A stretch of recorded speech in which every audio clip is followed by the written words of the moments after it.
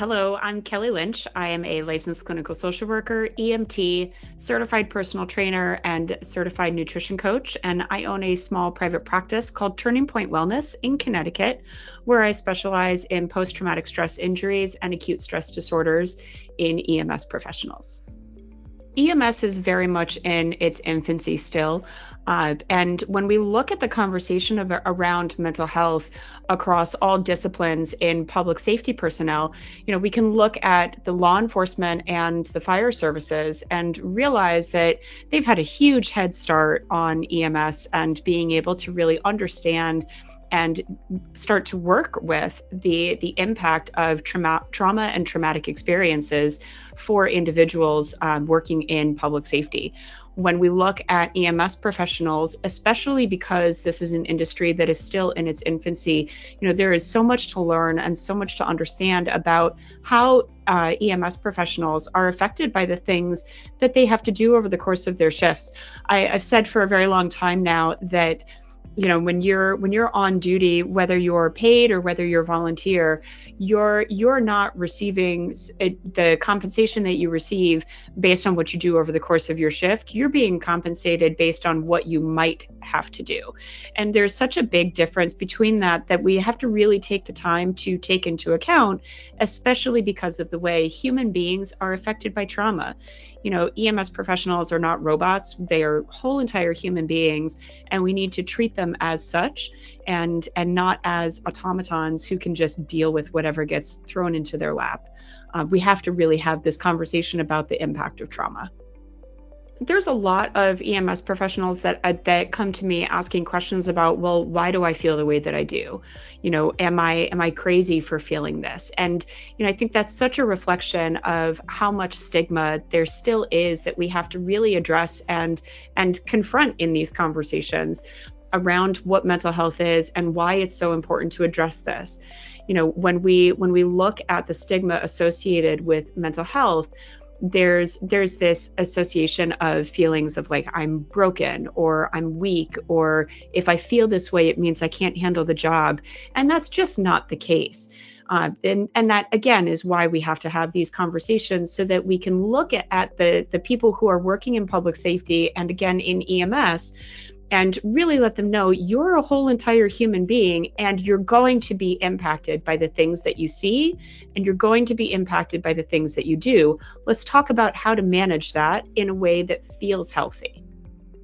Yeah, absolutely. It is so new. And I, as a mental health professional and someone who specializes in working with EMS professionals, it is so exciting to me to see these kinds of things starting to happen because it is so badly needed. Being able to come into EMS and an EMS environment and get the type of training that NAEMT is offering under the Mental Health Resiliency Officer course is so valuable and so vital, because this is a way for EMS professionals to go to their colleagues and go to their coworkers and go to their command staff and managers and say, look, this is a problem. How can we work on addressing it? How can we fix it? And being able to get the support to people who really need it, it just matters so much. So this is a great kind of program to be able to start introducing those conversations in a very structured, very informed kind of way where we can really get people the help that they deserve to have. NAEMT started the ball rolling with introducing the training program, and the way that it's been rolled out is that people are able to take the training program. I've been through it. It's a great course. And then take it to their departments, and it becomes a train the trainer kind of thing where we can then take it out to departments and get departments trained, so that this is something that becomes department wide. And the goal is really to get this conversation going at a national level through the MHRO program, where departments can then start to not only get people better educated about mental health issues, mental health resources, but we can also start to get departments really moving on developing peer support programs, introducing chaplaincy, if that's a resource that's available in their area, and also educating command staff about mental health and things to look for in their road staff, which is also a big part of the conversation. Like, this is something that isn't just happening at a singular level. It has to happen at every single level throughout entire departments. So being able to expand on one thing, begins this ripple effect that is so helpful, that starts moving us in a much better direction where we really take care of people. When we look at characteristics of personality styles for people who could potentially be really successful in this role, the very first things are you compassionate? Are you empathetic? As you said, are you a good listener? And are you willing to just sit with the things that typically make people very uncomfortable, right? Like there's things, I've been a therapist now for 14 years, and there's things that people say to me where I don't even bat an eye anymore because I'm used to hearing those kinds of things.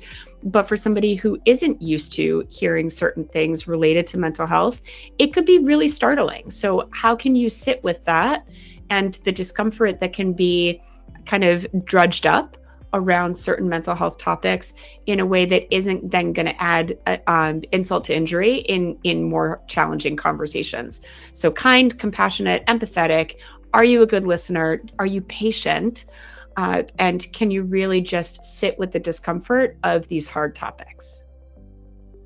This is a major cultural shift in EMS.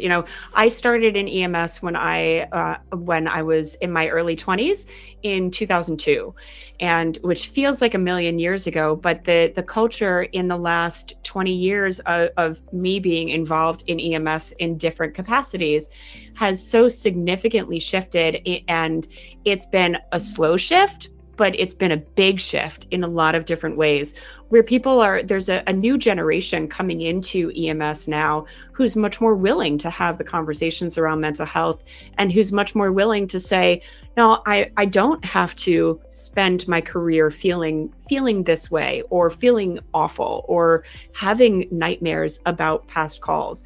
We don't have to live like that.